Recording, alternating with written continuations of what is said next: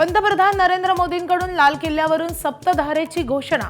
निर्मिती क्षमता वाढवू, कृषी संरक्षण क्षेत्रात आत्मनिर्भर बनू असा विश्वास।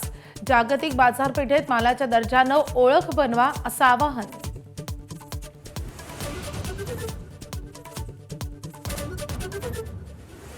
केंद्र सरकार विविध परीक्षांसाठी मोफत ऑनलाईन कोचिंग करणार। पंतप्रधान नरेंद्र मोदींची लाल किल्ल्यावरून घोषणा। कोचिंग क्लासेस मध्यमवर्गीयांसाठी डोकेदुखी बनल्याचंही वक्तव्य।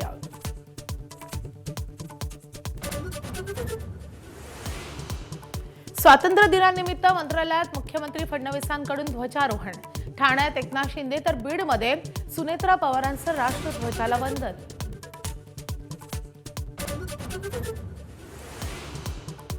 माझ्या कॉकरोच टिप्पणीचा विपर्यास करत तरुणांनी दिशाभूल करण्याचा प्रयत्न केल्याचं सरन्यायाधीश सूर्यकांत यांचं स्पष्टीकरण। तर कोर्टातील सुनावण्यांच्या अर्धवट चित्रफिती प्रसारित होण्यावर सरन्यायाधीशांकडून चिंता व्यक्त। डोंबिवलीत स्वातंत्र्य दिनानिमित्त 35,000 चौरस फुटांची तिरंगा रॅली। 15,000 विद्यार्थी, 100 सामाजिक संस्थांचा सहभाग। 150 फूट उंच ध्वजस्तंभावर ध्वजारोहण।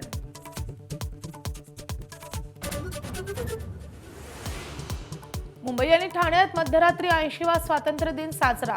शिवसेना भवनाबाहेर ठाकरेंची शिवसेना, मुलुंडमध्ये मनसे तर ठाण्यात उपमुख्यमंत्री एकनाथ शिंदेंच्या शिवसेनेकडून ध्वजारोहण।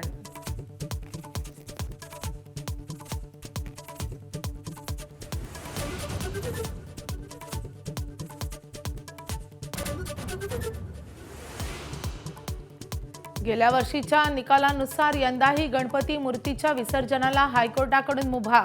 1 ते 6 फुटांच्या मूर्तीचं कृत्रिम तलावात विसर्जन तर सार्वजनिक गणपतींचं समुद्रात विसर्जन करता येणार।